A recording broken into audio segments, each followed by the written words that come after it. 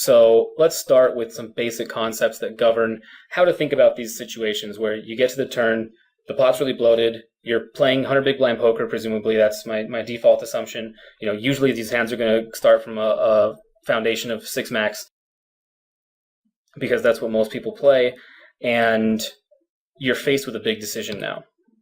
The first real concept that I want to address from a really important angle is the concept of pot commitment. Now, this is a topic that I've found to be one of the most dangerous to misunderstand for a lot of the people who I've worked with, for myself when I was just starting,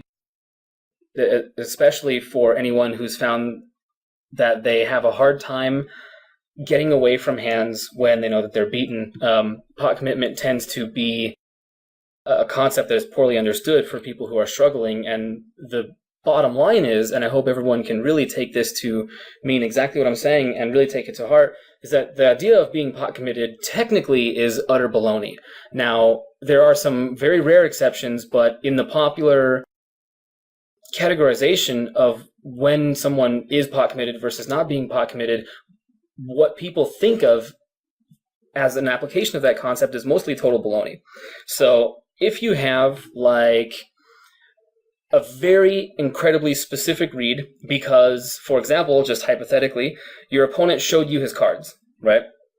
Then no matter how good your hand is, if you're drawing dead, you're not committed. And if you extract from that very specific and far-fetched hypothetical, but only go a little bit further into the realm of realism and think, what if you have a really, really crazy good read on your opponent? Or what if someone who's like a sickeningly good player with laser sharp reads has that very specific read on his opponent and that very narrow read, and he hasn't necessarily seen his cards, but he pretty much knows exactly what he has. Well, that's only slightly different from actually having literally been shown cards, and yet again means that even if you have an incredible hand like top full house, you're still not committed. If you have top boat and you're just almost 100% certain that your opponent has like a straight flush or quads or something like that, then you're not committed. So don't misperceive the idea of pot commitment as something that basically means, that basically describes a situation where you just have a good hand and you don't want to fold. Because that's what a lot of people think about who are struggling. And if that tends to be you, being someone who, like I did the first couple years that I was playing, sort of thought about pot commitment in a way that allowed me to feel like I had backwardly justified some bad calls that I had made. Get away from that idea and remember that the whole concept of pot commitment as it's generally perceived is complete baloney.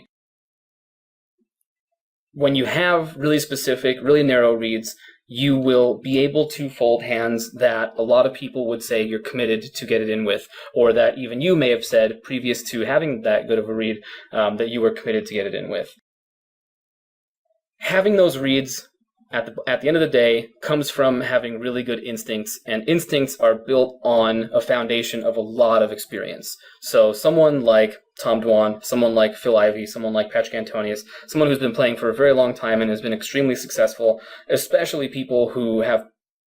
sort of ground their way up playing live like Phil Ivey, tend to have extraordinarily good narrow reads sometimes. And that's because their instincts over time have been honed to a really fine, precise tool that they can use to sometimes put certain players on extremely specific narrow ranges of hands, or in fact just one specific hand, and be able therefore to get away from paying them off or bluffing them incorrectly in situations that would be really terrible, or on the other end of the spectrum, actually make calls that would seem inconceivable to a less trained, less experienced person. So over time, as you've been playing for a few years, you've put in a few million hands or something, you've taken it really seriously and spent a lot of time thinking about the game, you and myself and everyone else who's been doing it for a long time will have a part of their brain that eventually develops those really good reads. And it's important to recognize that that is allowed. It's utterly allowed, and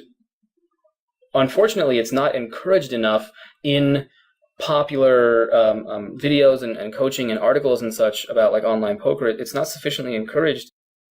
that people should make really specific reads, and I think you should, and all the great players I've ever met and talked to definitely do on a regular basis. So One big exception that I want to point out, and it's kind of obvious, and so I hope I don't have to point it out and explain it too much, is when you have nut draws. If you have a draw to like the absolute nuts, then of course it's possible that you can be committed even if you see your opponent's hand. You can be committed no matter how good your read is, even if you've literally seen your opponent turn his cards face up.